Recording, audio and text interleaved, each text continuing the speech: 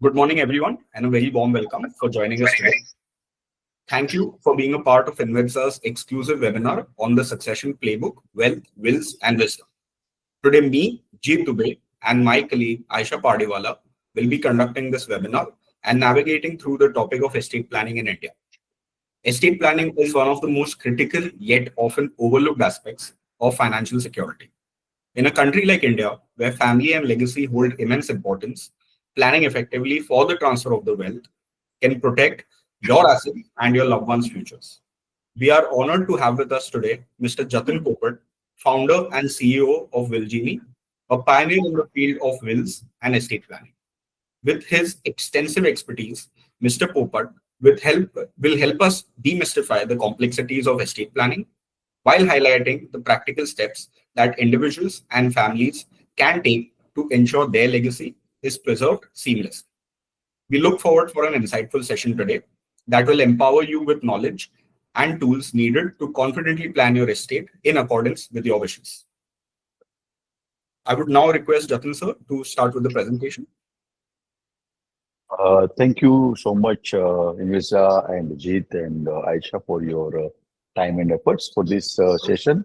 Thank you.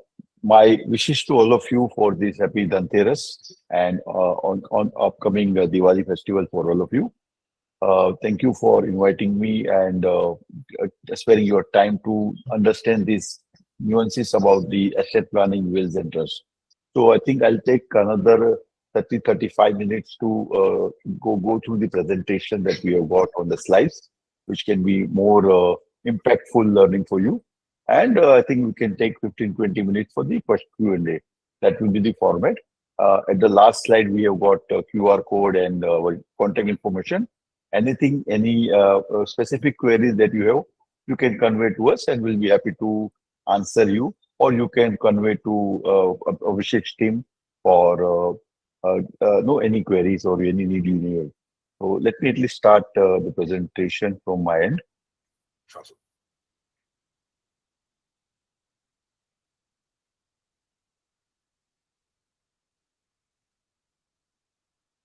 Could you see the screen? Yes. Presentation screen, right? Yeah. Jit, can you confirm, please? Can you see the Yes, screen? sir. Yes, sir. Right. I can see the screen. Yes, sir. So the Willgenie is a company which is aiming for a succession simplified is our vision and our motto. हमें ये लोगों को आसानी से succession and will के बारे में जानकारी देनी है. That's our first aim. जानकारी बहुत कम है. Awareness is very little in the India level. Education is very little and also the process and systems पहले जो था लोगों को लगता था कि बहुत कॉम्प्लिकेटेड है, ये काफी रिच लोग ही कहते हैं. तो we are trying to simplify the whole concept on the subject by giving you the more education and learning that ये इतना difficult नहीं है, आसान चीज है और सभी को करना चाहिए. So इतना एक this is what we have intention to do. Willgenie has been there for last 12 plus years and we have served more than 480 cities customers in India, more than 20,000 wills and trusts that we have made so far. NRIs from 32 countries have approached us. We have got channel partners like HDFC Bank, Tata Capital, and earlier we had other partners also. Media also is covering us very well. So we are a team of around 30 people, which include lawyers, company secretaries, accountants, MBAs, and that's the team that we are working here. We have 2 offices in Mumbai, one in Marine Lines, one in Borivali, one in Delhi, and one in Bangalore. So these are the offices we have got. We have been very kind enough to get good reviews from our customers, which is touching now 500 plus. And we hope that we continue to serve as much as better that we can. So far, we have been in 12 years, we have all 5-star reviews. That's just for your understanding. So we just take you through the common myths or about blind spot in what we say excuses for the clients that they avoid will writing or something. So before that, I want to tell you that Will Genie is helping people for awareness, creating a will, creating a family trust, doing executorship of a will, doing custodian of a will. Uh, Post death also we help. So we have two separate team. One is pre-death and one is a post-death. So many times people come to us for a post-death requirement that, okay, somebody in family expired and they don't know legality and they need a probate or whatever. So one team also help, which is we call inheritance assistance team. We have got a one team only for wills, where the team helps you to understand the will nuances and help you to create a will. And another team is the family trust. So these are the three teams we have got divided into pre-death and post-death.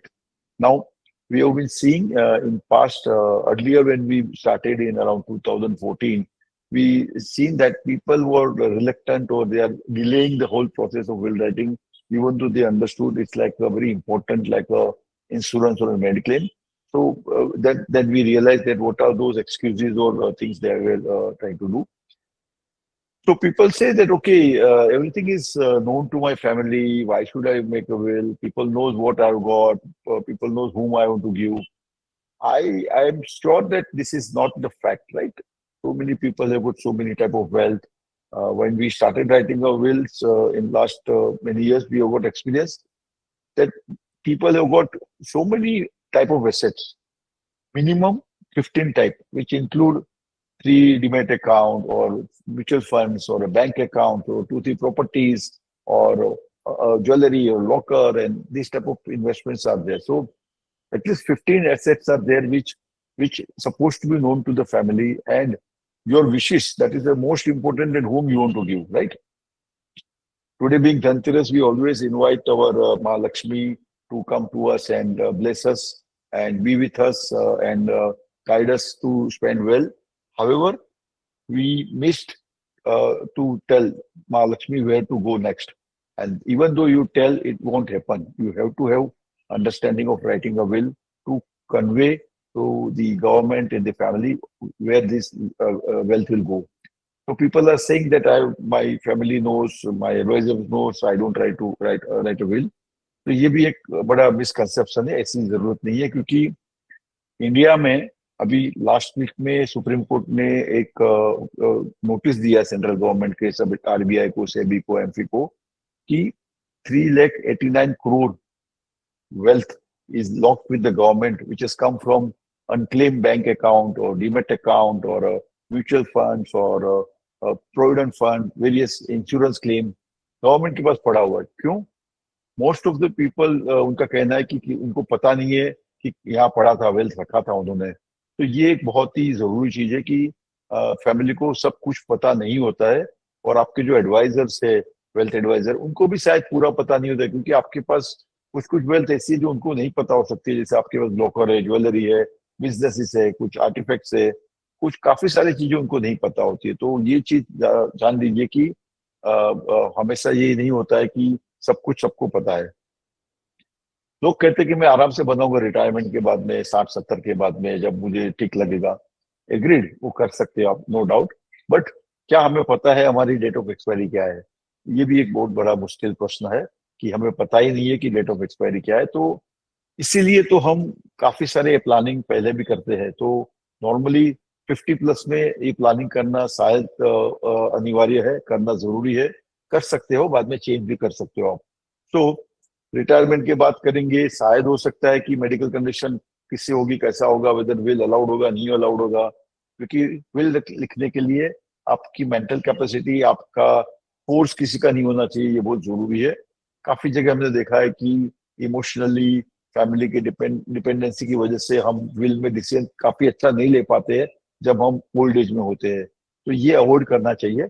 whenever we are fine and fit, say around 50-60, तभी will या जो भी planning कर लेनी चाहिए. बाद में कुछ जरूरत है, इमरजेंसी, तो आप चेंज कर सकते हो. लोग कहते हैं कि मेरे पास कुछ ज्यादा नहीं है, एक फ्लैट है, कुछ इन्वेस्टमेंट है, मेरी एक ही डॉटर है, मुझे उनको देना है. एग्रीड, बट फिर भी आप लिख के दे दीजिए उनको. क्या प्रॉब्लम क्या है लिखने में?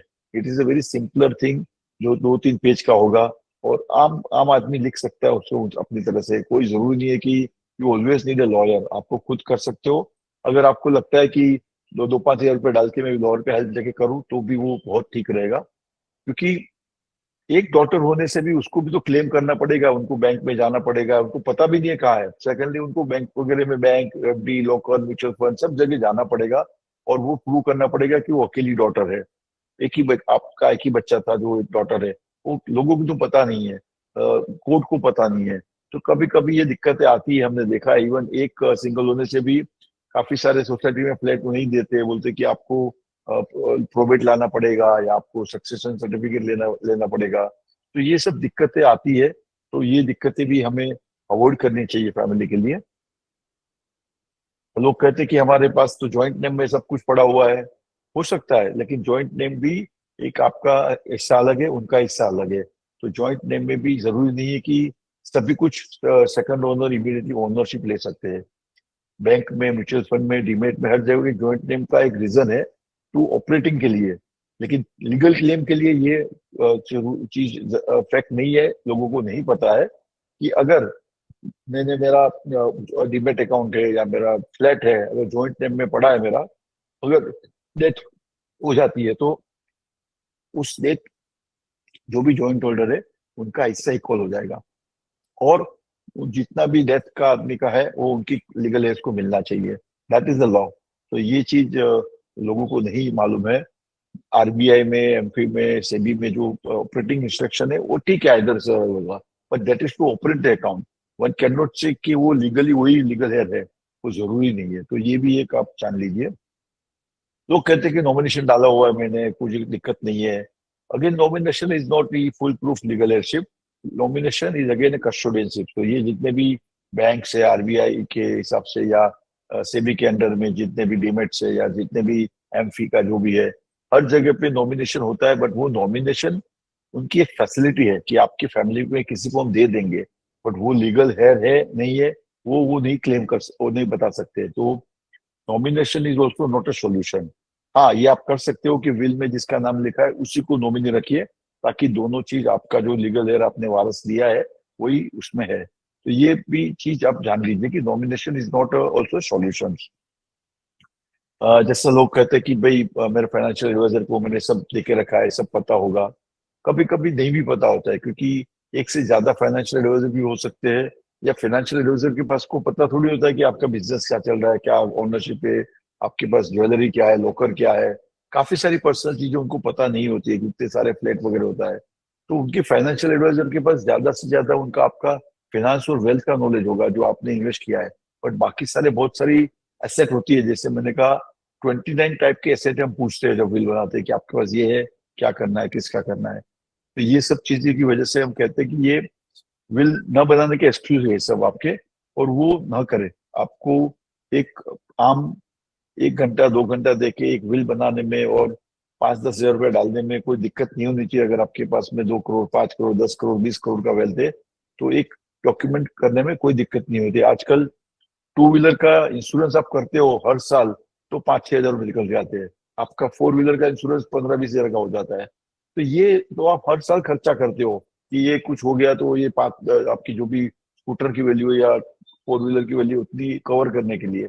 और ये तो आपकी पूरी संपत्ति को कवर हो रहा है, और उसमें खर्चा क्या है, आपको 10-1 हज़ार रुपया खर्चा होगा, और बहुत साल तक चलेगा जब तक आप चेंज नहीं करोगे। तो ये बहुत ही जरूरी और आसान चीज है, और फाइनेंशियली भी इतना कोई बर्डन नहीं है कि ये कॉम्प्लेक्स है। इंडिया में ये थोड़ा इजी कर रखा है ना। वो ये विल हमने कहा कि करना जरूरी है और उसको अवॉइड ना करे, और ये सब एक्सक्यूज ना देना चाहिए। अब हम बताएंगे आपको विल क्या होता है एक्चुअली। तो वो एक डॉक्यूमेंट है, एक पेपर है, जहाँ पे आप लिखते हो कि ये मेरा विल है, मेरा ये इंफॉर्मेशन है, और मैं ये साइन कर रहा हूँ, और मेरे दो दो विटनेस है। ये एक लीगल डॉक्यूमेंट बन जाता है अगर आपने प्लेन पेपर पे भी करोगे, क्योंकि इंडिया में विल प्लेन पेपर पे बना सकते हो, स्टैम्प पेपर जरूरी नहीं है। इंडिया गवर्नमेंट ने अलाउ किया है कि आपको स्टैम्प पेपर की जरूरत नहीं पड़ेगी, आप घर में बैठ के अपना सादा विल बना सकते हो। ठीक है। आपको क्या डालना है उसमें? पर्सनल डिटेल, आप कौन है, आपका पर्सनल जो भी केवाईसी डिटेल है, आपकी वाइफ है या जो भी आपके हस्बैंड है, आपके बच्चे हैं, आपके पेरेंट्स है, जो भी है, ग्रैंड चिल्ड्रन से, उसकी डिटेल आप डाल दीजिए कि ये लोग मेरे परिवार में है। तो परिवार भी आप कहेंगे लोगों को। अगर विल नहीं होता है तो कोर्ट बुलाती है सबको, भाई इनका परिवार कौन है, कितने बच्चे हैं, कितने ग्रैंड चिल्ड्रन है, कौन है, मदर है कि नहीं है। तो ये सब कोर्ट को जाके बताना पड़ेगा, राइट। अगर आपने विल में लिखा हुआ है तो कोई जरूरत नहीं है, वो उनको पता चल जाएगा। ये इसमें क्या और क्या लिखते हैं आप कि आपके पास क्या एसेट्स है। तो एसेट्स का मतलब है कि वैल्यू लिखना जरूरी नहीं है कि मेरे पास 2 फ्लैट है, मेरे पास 5 म्यूचुअल फंड के ये है, मेरे पास 3 डीमेट अकाउंट है, मेरे पास लोकर्स है, मेरे पास घर पे ज्वेलरी रखी हुई है, या मेरे पास एक पेट है, डॉग है, या मेरे पास एक कंपनी है या एक फर्म है। जो भी इंफॉर्मेशन आप डाल दीजिए, वैल्यू ना लिखे उसकी कोई जरूरत नहीं है। तो ये आपको लिखना है कि आपके पास उस वक्त जब आप विल बना रहे हो क्या चीज है, ठीक है। आप 2 साल 5 साल में वापस चेंज कर सकते हो जो भी ऊपर नीचे होता है उसमें, बट एक ये एसेट का डिटेल डालना जरूरी है विल में। और आप किसको देना चाहते हो, तो आप किसको क्या देना चाहते हो अपने विल में लिख सकते हो कि मेरे अगर मैं नहीं रहूं तो मेरे बाद में ये मेरी स्पाउस को पूरा जाएगा, या फिर मेरे स्पाउस को आधा जाएगा, बच्चों में आधा आधा जाएगा। या आप कह सकते हो कि मेरा बैंक अकाउंट इनको जाएगा, मेरा फ्लैट इनको जाएगा, मेरा ज्वेलरी इनको जाएगा, मेरा बिजनेस इनको जाएगा। हाँ, वो दोनों तरह से आप लिख सकते हो, या तो परसेंटेज में या तो एसेट वाइज।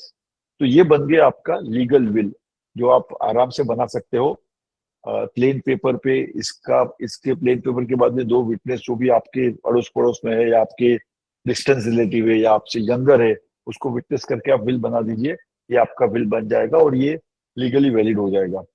इसके बाद में लोग रजिस्ट्रेशन भी करते हैं, कभी कभी उनको गवर्नमेंट को भी विटनेस बनाना है तो वो रजिस्ट्रेशन ऑफिस में पहुंच जाते हैं, जो मैंडेटरी नहीं है। तो कहीं भी आप सब रजिस्ट्री के ऑफिस में जाके अपना विल रजिस्टर कर दीजिए, तो गवर्नमेंट भी आपके विटनेस बन जाते हैं आपके विल के, ताकि कोई चैलेंज ना करे कि ये विल फेक था या इन्होंने उनकी तबीयत ठीक नहीं थी तब बनाया था। तो ये मोटा मोटा विल के बारे में है, जो आप नोट कर लीजिए। और आपके कुछ सवाल आते हैं तो मैं बाद में ले लूंगा।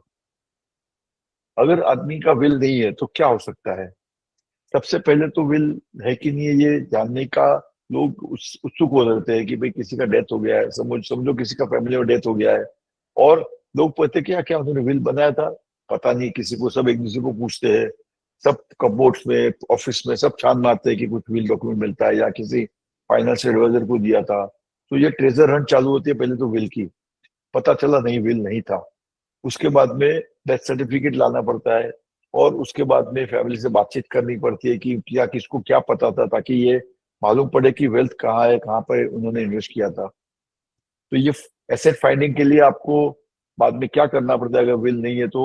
आपके फिनेंशियल एडवाइजर है जैसे अभिषेक जी है, या जो भी आपका इंश्योरेंस संभालता है, आपका कोई बैंकिंग रिलेशन का कोई आरएम है, कोई टैक्स फाइलिंग वाला है, सबको आप पूछोगे कि भाई कहाँ पे कुछ है तो बताइए हमें, हमें पता नहीं है, इनका देहांत हो गया है एंड वी आर सर्चिंग कि इनकी कहाँ पे इन्वेस्टमेंट है, ताकि हम जाके डेथ सर्टिफिकेट दिखा के उनसे प्रोसेस चालू कर सके। तो ये होता है ट्रेजर हंट चालू। क्यों? क्योंकि विल नहीं बना था और पता ही दिया लोगों को। तो ये हमने देखा है कि मोटा मोटा 3 महीना से 1 साल तक जाता है, क्योंकि कभी कभी प्रॉपर्टीज होती है, पेपर नहीं होता है वहां जाके।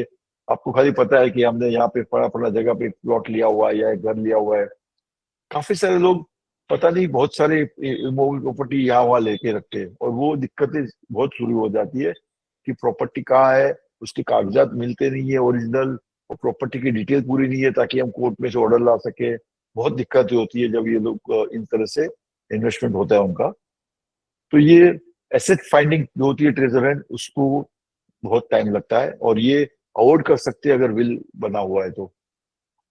उसके बाद में लीगल प्रोसेस चालू होता है कि ये मालूम पड़ गया कि इतने क्या एसेट थे। फिर हर जगह पे जाना पड़ता है आपको, जितने भी बैंक है, जितने भी म्यूचुअल फंड है, जितने भी आपके डीमेट अकाउंट है, जहाँ भी आपका प्रॉपर्टी है, लोकर है, इंश्योरेंस है, जहाँ पे सब पे जाके आपको क्लेम करना पड़ता है। और कहीं कहीं पे वो लोग कहते हैं कि आपकी प्रॉपर्टी नहीं है, वो आपको प्रोबेट लाना पड़ेगा या सक्सेशन सर्टिफिकेट लाना पड़ेगा। तो विल होता है तो प्रोबेट भी मांगते हैं कभी कभी, क्योंकि वैल्यू एसेट होती है, या लैंड होता है, या कहीं पे एक्सपेंसिव फ्लैट होते हैं, तो कभी कभी सोसाइटी भी इंसिस्ट करती है। लेकिन विल नहीं है तो सक्सेशन सर्टिफिकेट या लेटर ऑफ एडमिनिस्ट्रेशन कोर्ट से लाना पड़ता है कि भाई हम फैमिली में कौन कौन थे और हमें देना चाहिए। तो कोर्ट क्या करती है कि आपको फैमिली को बुलाते हैं, फिर लिख के देती है कि ठीक है, ये आदमी फला फला आदमी या औरत नहीं रही, उसके इतने फैमिली मेंबर है, ये पूरे एसेट उनको इक्वली डिवाइड कर दो। तो ये भी एक चीज है कि जब विल नहीं होता है तो जो भी है उनको इक्वली डिवाइड होता है। नाउ किसको होता है ये आप समझ लीजिए। एक एग्जांपल देता हूं मैं कि एक हिंदू मेल है, हिंदू मेल अगर एक्सपायर कर जाता है तो उसका लीगल एयर में अगर उनकी मदर जिंदा है तो मदर, वाइफ और जितने भी बच्चे हैं मैरिड अनमेरिड सभी को इक्वल हिस्सा मिलेगा। यानी एक आदमी अगर नहीं रहा, अगर उसकी मदर जिंदा है, उसकी वाइफ है और 5 6 या 3 बच्चे हैं, तो उसके 3 बच्चे प्लस वाइफ प्लस मदर 5 हिस्से हो जाएंगे, 20% ईच, और सबको मिलेगा, सब लीगल हेयर बन जाएंगे। ना आप चाहते थे नहीं भाई मेरे बाद में पूरी मेरी स्पाउस को देना है या मेरे हस्बैंड को देना है, तो ये नहीं हो पाएगा क्योंकि आपने, ये आपकी इच्छा है, विल में दर्शाई नहीं है, तो ये कायदे से ही जाएगा। हाँ, अगर वो कायदे से जाने में बच्चे कहते हैं कि नहीं हमें नहीं चाहिए, मदर को दे दो, या वो सब हो सकता है, लेकिन ये दिक्कतें आ सकती है जब आपने लिख के नहीं गया कि लोगों के भरोसे पे आप छोड़ के जाएंगे कि लोग अच्छा करेंगे, बिहेव करेंगे। हमारे जो विल राइटिंग की सॉल्यूशन है, जहाँ पे ऑनलाइन विल है जो आप एक तुरंत कर सकते हो डिटेल में, जो आपको 1 घंटा लग सकता है ज्यादा से ज्यादा, और आपको हेल्प चाहिए तो लीगल हेल्प हमारी मिलेगी, वो दैट इज 7,500 का है। हमारे लॉयर के साथ बातचीत करके विल बनवाना है तो अब 15,000 रुपया है। हस्बैंड वाइफ की जॉइंट विल बनानी है तो 20,000 रुपया है। और कहीं पे आपको इम्पोर्टेंट चीज है, कोई तबीयत ठीक नहीं है या कहीं पे आपको कॉम्प्लेक्स है, आपके घर पे या हमारे ऑफिस में आके डिस्कस करना है, तो अलग उसके चार्जेस है 2 लॉयर्स के। तो ये हमारा मोटा मोटा विल बनाने की चार्जेस है। और रजिस्ट्रेशन भी हम हेल्प करते हैं पूरी इंडिया में, जिसका फिक्स कॉस्ट है 10,000 रुपया। इंडिया में कहीं भी कोई भी बिल को रजिस्टर भी करना है तो वो हम गवर्नमेंट कोऑर्डिनेशन करके आपसे सपोर्ट करके विल रजिस्टर करा देंगे। तो ये पूरा चार्जेस है हमारे। तो ये तो हो गया विल का, जो एक आम डॉक्यूमेंट है जो वर्ल्ड में हर आदमी बनाता है। ठीक है, यानी मुझे, मेरे पास क्या है और मुझे किसे देना है, ये सिंपल चीज विल में लिखी जाती है।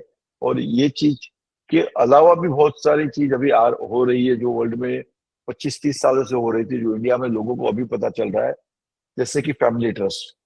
नाउ आप इमेज कीजिए कि आपने विल बना के गए, ये सब हमने बताया आपको कि ऐसा ऐसा आपको बेनिफिट मिलेगा। क्या बेनिफिट मिलेगा, आपके पास क्या था और आप किसको देना चाहते थे, ये दो चीज तो आपकी है। लेकिन विल एक विश लिस्ट है, यानी मैं ये छोड़ के जा रहा हूं, आप लोग ये इस तरह से ले लेना, ये आपका इच्छा है, विश है, जिसमें आपकी फैमिली की और गवर्नमेंट की और जो भी इंस्टीट्यूशन है सबकी हेल्प लगेगी टू एग्जैक्टली ट्रांसफर। कभी कभी इसमें 2 महीने से लेके 2 साल तक लग सकता है प्रोसेस। अगर विल है तो भी प्रोसेस के लिए टाइम जाएगा और सबकी अनुमति लगेगी फैमिली मेंबर्स की। तो ये जो इफ्स एंड बट्स है, यानी ये कोशिश रहेंगी आपकी कि मुझे क्या करना है, मेरे पास क्या है, मैं लेके जाऊंगा, लेकिन ये होगा नहीं होगा ये क्वेश्चन मार्क हमेशा रहेगा। ठीक है, और वो कोई सॉल्व नहीं कर सकता है। जैसे अभी अभी आपने देखा होगा ये संजय कपूर जी का विल कॉन्टेस्ट चल रहा है, मीडिया में आ रहा है, करिश्मा कपूर जी के हस्बैंड का, एक्स हस्बैंड का। और ये हम देख रहे हैं कि इवन विल के बावजूद भी बहुत दिक्कतें हैं, अभी भी वो कोर्ट में चला गया है। तो ये प्रोसेस है वो, हमने देखा है कि मोटा मोटा 90% फैमिली में अगर वो सब सहमत है कि हमारे पिताजी ने या माताजी ने विल बनाया था, उनकी साइन है, 2 विटनेस की साइन है, तो वो एग्री कर जाते हैं कि ठीक है, हम रिस्पेक्ट देते हैं, जो लिखा है इसे हम आपस में बांट लेते हैं, हम एक दूसरे को हेल्प करेंगे या कंसेंट देंगे। ये तो हो गया एक आम आम परिवार में जो हो रहा है। बट कोई कोई जगह पे मोटा मोटा 10% लोगों में ये होता है कि उनको कम दिया है, मुझे ज्यादा दिया, या जो भी दिक्कतें होती है, या कोई कहेगा कि नहीं मुझे कुछ नहीं दिया है तो मैं उसको विल को चैलेंज करूंगा, तब दिक्कतें बढ़ जाती है। तो उस तरह के केसेस में क्या करना चाहिए। यूएस में, यूके में लगभग 25 30 सालों से हर घर में एक विल है, एक फैमिली ट्रस्ट है और एक पावर ऑफ अटर्नी है। तो ये फैमिली ट्रस्ट क्या होता है उसके बारे में आपको क्विकली बता दूंगा। Family trust is like creating a small private company और creating a locker in a bank. क्या आपकी संपत्ति आपके जीते जी उसमें आप डाल दीजिए, ताकि ये लीगल प्रोसेस और ये क्लेम वगैरह नहीं होना चाहिए, और जिसका नाम आपने लिखा है उसी को मिल जाएगा ये संपत्ति, कहीं पे किसी की अनुमति संपत्ति की जरूरत नहीं है। ओके, से फॉर एग्जाम्पल आपने एक ट्रस्ट बना दिया, फैमिली ट्रस्ट, जहाँ पे आप लिखोगे कि मेरे पास 10 करोड़ रुपया है, मैं उसमें से 6 करोड़ रुपया उसमें ट्रस्ट में डाल रहा हूँ, जो मैं यूज करूंगा मेरी वाइफ यूज करेगी, मेरे जो बच्चे हैं उसमें से एक बच्चे को मुझे देना है तो मैं उसका नाम और उसके परिवार का नाम लिखूंगा। दूसरा बच्चा है जो उसके लिए मैं अलग ट्रस्ट बनाऊंगा, उसको भी मैं देना चाहता हूँ। तो उससे क्या होता है, उनको डायरेक्ट उनको ही आपके जाने के बाद में तुरंत उसको मिल सकता है। और उनको मिलने के लिए कोई किसी की लीगल हेल्प नहीं लगेगी। वहां पे डायरेक्ट वो लोग दे बिकम द ओनर। जैसे एक एग्जांपल होता है कि लोकर है आपका, लोकर आपने रखा था नॉमिनेशन करके आपका जॉइंट में करके, वो लोग इमिडिएटली उनको यूज कर सकते हैं। ये एक एग्जांपल है। टेक्निकली तो उनको लीगल प्रोसेस करना चाहिए, बट उनका नाम होने से उनके हाथ में वो चाबी आ जाती है, उनको वो ज्वेलरी मिल जाती है। वैसे फैमिली ट्रस्ट में आपने पूरा गिफ्ट कर चुके हैं लाइफ में, लेकिन आपके हाथ में ही कंट्रोल है। और ये गिफ्ट उनको मिलेगी सालों साल, आप रख सकते हो 10 साल, 20 साल, 30 साल, तो उसके फ्रूट्स उसको मिलेंगे। पूरा पूरा यूज नहीं कर सकते हैं। तो ये बहुत ही इंपॉर्टेंट चीज है कि आपने एक ट्रस्ट बना दिया है। आपका जो भी वेल्थ है उसका 60-70% उसमें डाल दिया है। आप खुद यूज कर रहे हो, आप खुद कंट्रोल कर रहे हो। आपके जाने के बाद आपने लिखा है कि इनको ही मिलना चाहिए, उनको ही मिलेगा। और उसमें रूल्स लिखा है कि कैसे यूज, कैसे उनको मिलेगा, कैसे यूज करेंगे, कितने साल तक उनको ये लेना है, वो सब आपका लिखा हुआ है। तो वैसे चलता रहेगा, जो विल में नहीं है पॉसिबल। विल में ये सब पॉसिबल नहीं है कि विल में तो प्रोसेस अलग है और उनको तुरंत मिल जाता है और वो तुरंत ओनर बन जाते हैं। ओनरशिप के बाद में कभी उन्होंने लॉस कर दिया, कभी किसी ने फ्रॉड कर दिया, कभी बिजनेस में गवा दिया, है ना। अनिल अंबानी साहब को मिला था तो उन्होंने शायद दिक्कतें थी उनकी बिजनेस में, तो काफी सारा लॉस हो चुका है। ऐसे मौके भी आते हैं कि यंग एज में अगर बच्चों को कुछ मिल जाता है पूरा विल के माध्यम से, हो सकता है वो हैंडल न कर पाए, या कहीं मैट्रिमोनियल इशू हो गया, या कहीं फ्रॉड हो गया। इस तरह की भी दिक्कतें आती है, जो आपका हार्ड एंड वेल्थ है वो आगे जाके इतना उनको सपोर्ट नहीं मिल पाएगा। तो ये लॉन्ग टर्म अरेंजमेंट है फैमिली ट्रस्ट, जो आप, और श्योर शॉट है कि ये एश्योर्ड इन्वेंशन है, और जो आप कहेंगे वैसा ही होता है ये। अगर विल और ट्रस्ट के बारे में कंपैरिजन करते हैं, तो विल एक बेसिक डॉक्यूमेंट है, और जो आपको तुरंत हर इंडिविजुअल को करना ही चाहिए। ये हमारी कोशिश है आपको समझाने की कि हर आदमी को एक विल तो होना जरूरी है। उसमें से जितने भी वेल्थ है उसमें से कुछ आप फैमिली ट्रस्ट में डाल दीजिए। जितना भी आपको लगे, हर साल थोड़ा थोड़ा करके ज्यादा से ज्यादा वेल्थ फैमिली ट्रस्ट में डाल दीजिए, आपके जब तक एज हो जाती है।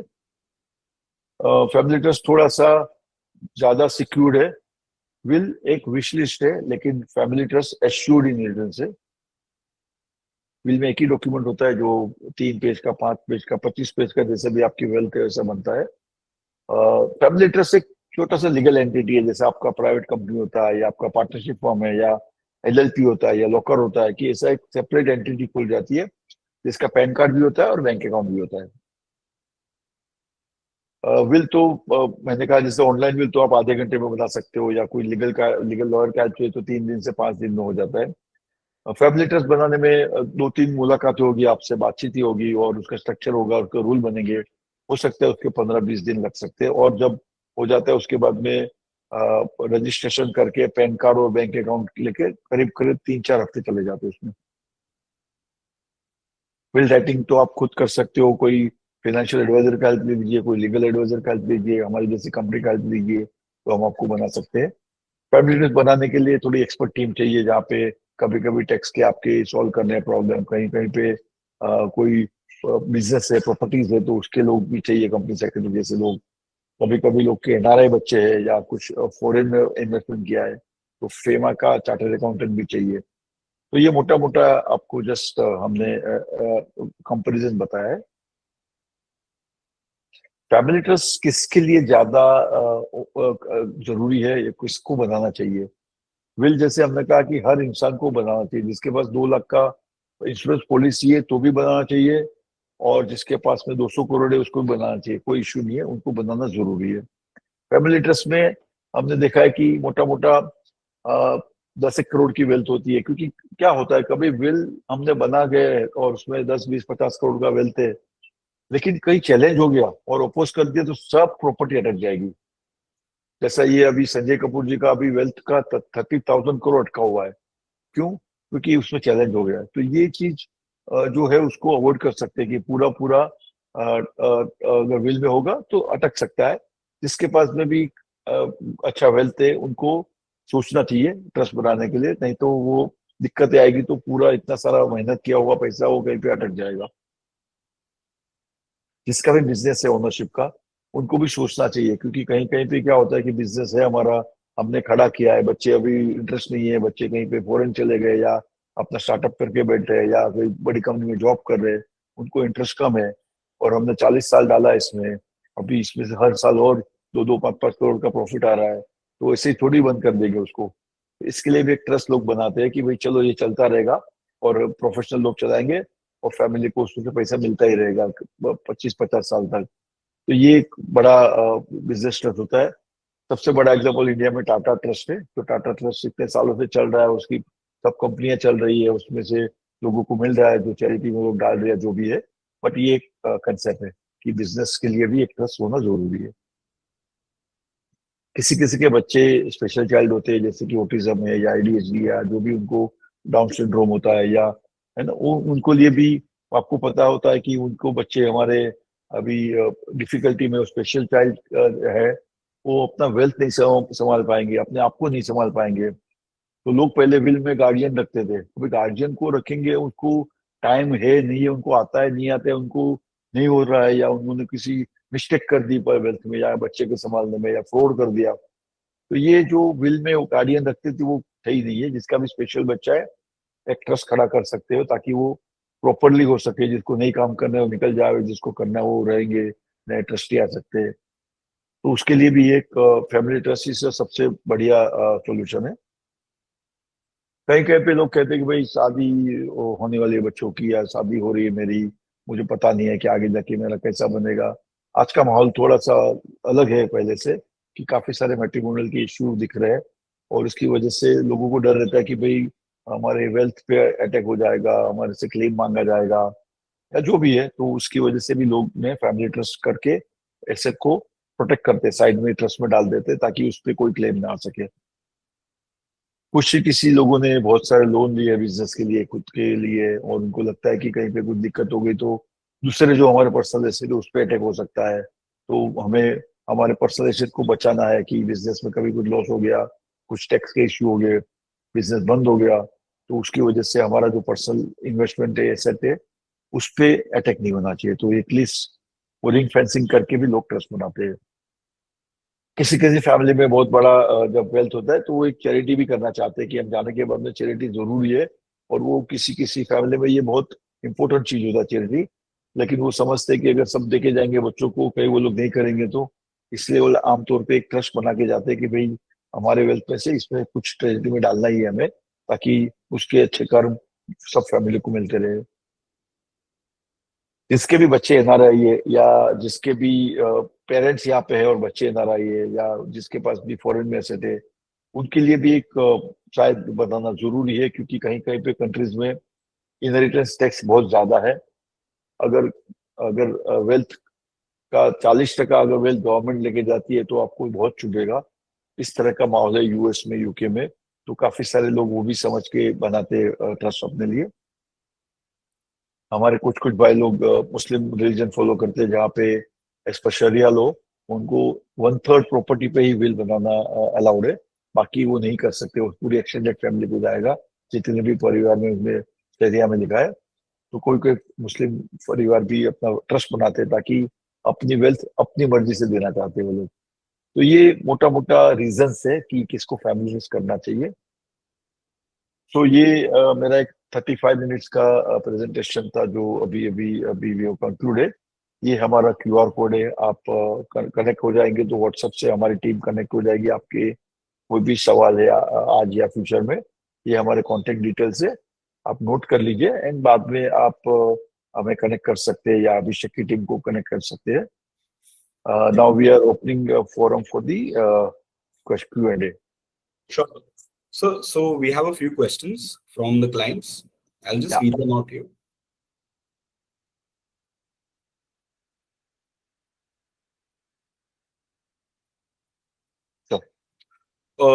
So the first question is from Mr. Ganesh.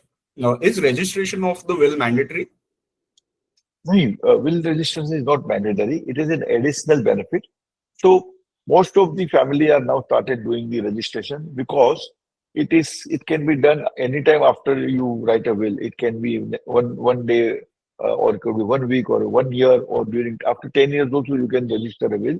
It is not mandatory to do immediately. Secondly, you can go nearest to your house, the sub-registrar office. That is also easy. The government is not taking many expenses there, but the local agents are there and local people are there, the coordination.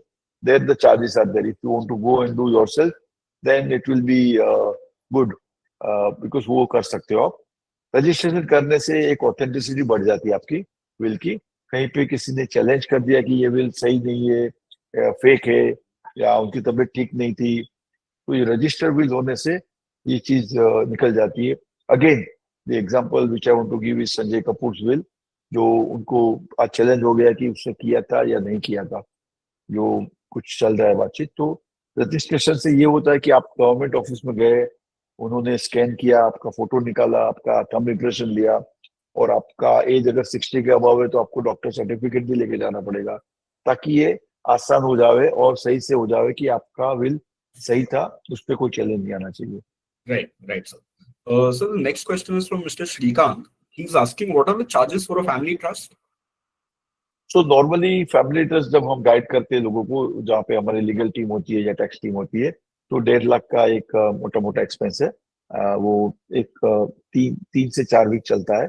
उसमें 2-3-4 call होते हैं आपके साथ में, drafting होती है trust deed की, और आपको पैन कार्ड रजिस्ट्रेशन में हेल्प करेंगे, वो भी हम कॉस्ट बेयर करेंगे. पैन कार्ड के लिए आपको हेल्प करेंगे, बैंक अकाउंट में ओपन, ये तो पूरा पैकेज इस 1.5 लाख प्लस जीएसटी होता है. Sure. So also Mr. Ramakrishna is asking, if I have a registered and unregistered will, which one will be considered valid? Whichever is the last one. Registration doesn't give you the superpower. Unregistered will भी उसको गिना जाता है. जो भी last में है उसी को लीगली वैलिड माना जाता है ना. बट एक बार रजिस्ट्रेशन करते हो, दूसरी बार भी शायद करो तो अच्छा ही रहेगा. Registration will avoid this challenges. Sure. So another question is, if me and my spouse both have 1 or 2 jointly owned assets and rest are individually owned, do we make a joint will or individual wills? So joint will बनाने में आपकी you can add your sole owned property or a joint will. All are allowed in a joint will. People are making a joint will for ease of doing registration in one document, because joint will एक one document है, तो registration एक ही document पे आपका हो जाता है. You can save some cost. काफी फैमिली 2 बनाती है विल के, मिरर विल, कि मेरा वाइफ को जाएगा, वाइफ का मुझे आएगा, and they call mirror will. तो 2 विल बनते हैं, तो रजिस्ट्रेशन की कॉस्ट डबल हो जाती है. Got it, sir. So another client is asking, can I include assets whose value or components are not fixed, like demat accounts, shares, or anything? That's what, it's a real life situation, right? Dynamic है, हमारा bank account dynamic है, हमारा demat account dynamic है, हमारा mutual fund dynamic है, which is not having fix value right now. तो हम लोग वही सजेस्ट करते हैं कि वैल्यू मत लिखिए, आप खाली नंबर डाल दीजिए कि मेरा डीमेट अकाउंट ये है, मेरा म्यूचुअल फंड ये है, मेरा फ्लैट यहाँ पे है, या जो भी है. तो you don't have to give demat में कितने शेयर है, कौन सी कंपनी के शेयर है, क्या वैल्यू है, जरूरी नहीं है. जो भी डीमेट में पड़ा होगा उस सबका विल से माध्यम के ट्रांसफर हो जाएगा. Understood, sir. Also, sir, ideally, who should be the executor of the will? Good question Ajit. तो विल में जैसे हमने कहा, जो भी मेन कंपोनेंट है, आपकी पर्सनल डिटेल, आपके एसेट डिस्ट्रीब्यूशन, ये 3 चीज तो जरूरी है. उसके अलावा आप एग्जीक्यूटर रख सकते हो विल में, जो मैंडेटरी नहीं है. एग्जीक्यूटर आप किसी भी फैमिली में से रख सकते हो या किसी प्रोफेशनल को रख सकते हो, जो डिस्ट्रीब्यूशन करेगा जो वेल्थ का, जो आपने विल में लिखा है, उसका कायदेसर से लीगली उनको जवाबदारी हो जाती है, responsibility, that they will distribute the asset as per your will.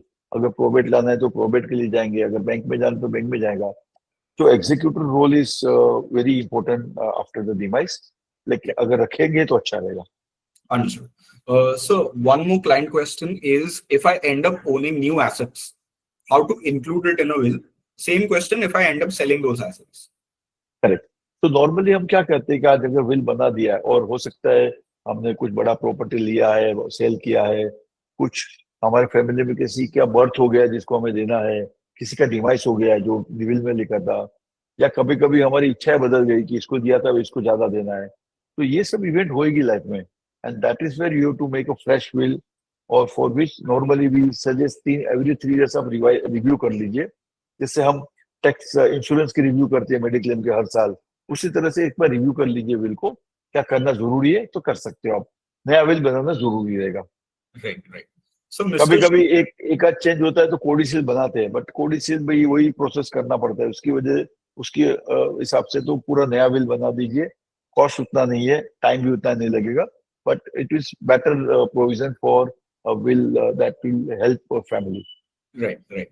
So, Mr. Srinath is asking, if I have only one daughter, which is better, family trust or will?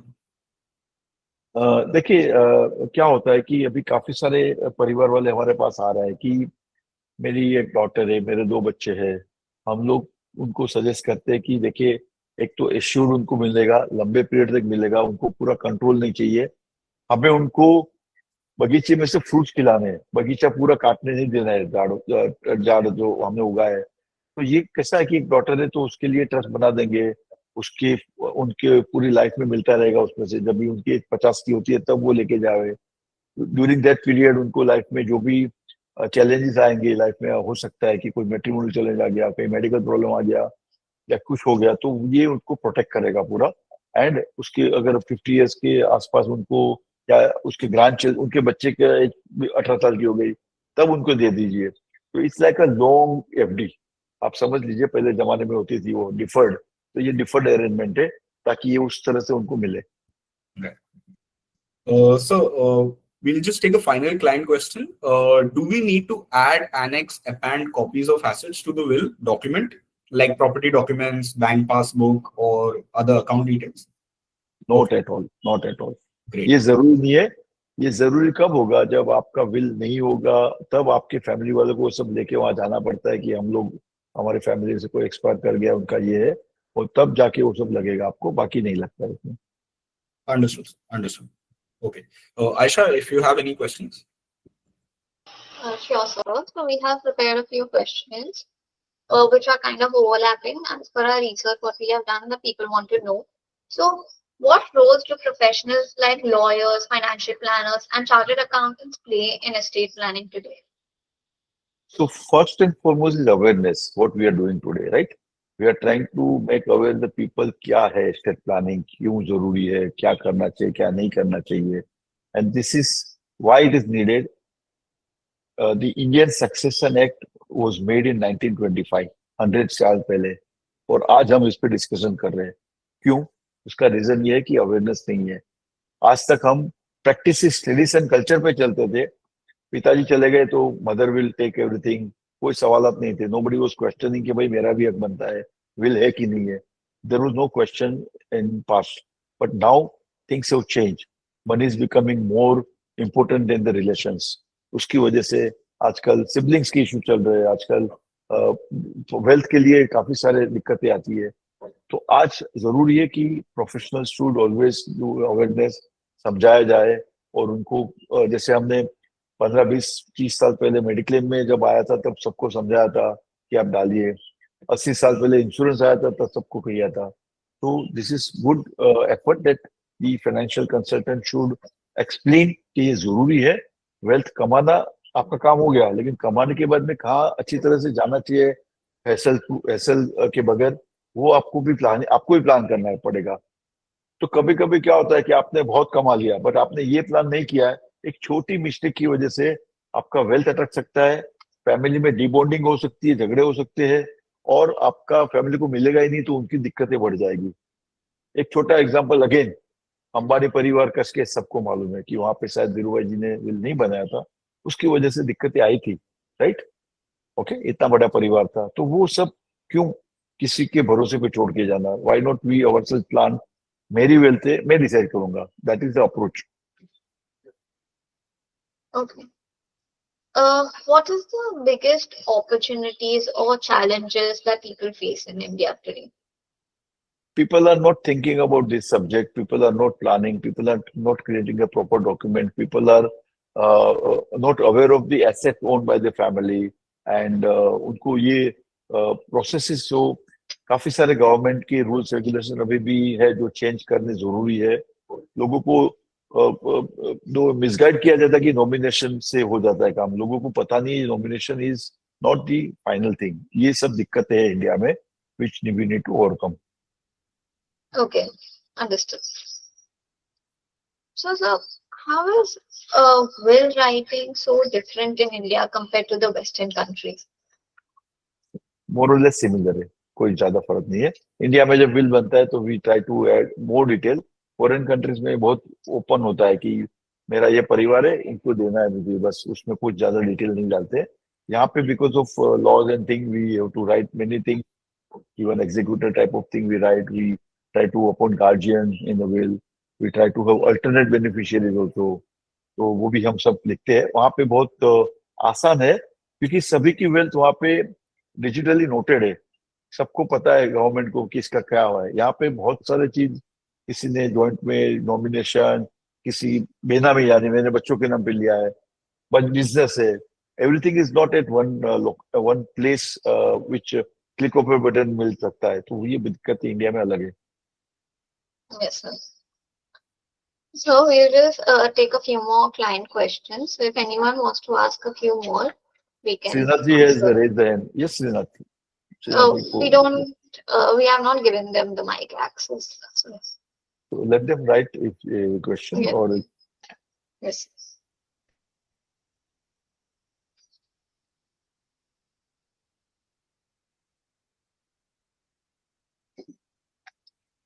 So one client is asking, do we need to add copies of asset to the will document like property documents, bank no, it passbook? is not.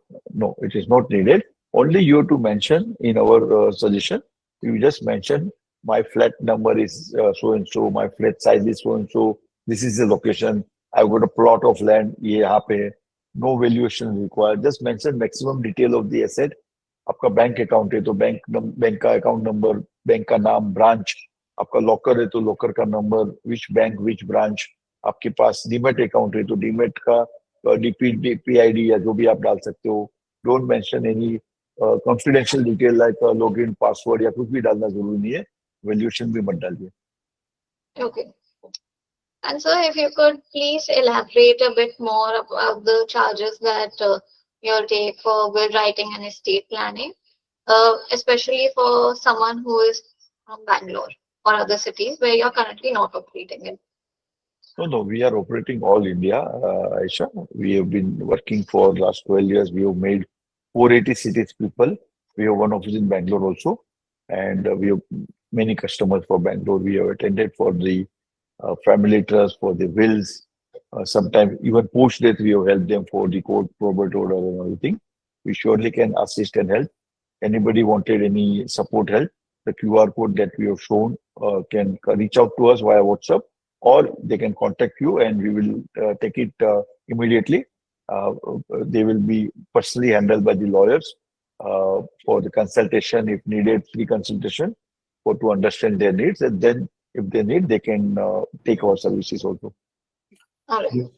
Also to all the participants who have joined in a bit late, this entire webinar will be posted on our YouTube channel, where Sir has the entire presentation, right from pricing to all the questions that you have. So you can visit our YouTube channel and you can watch the entire webinar over there. So as a process, whenever we get any need, any requirement that we want your help, तो WhatsApp पे से आपको तुरंत chat चालू हो जाएगा and people will call you, our lawyers will call you to discuss and ask you what are your understanding issue. It's not that every time you want a service, even if you want to clarify something, our lawyer is always available.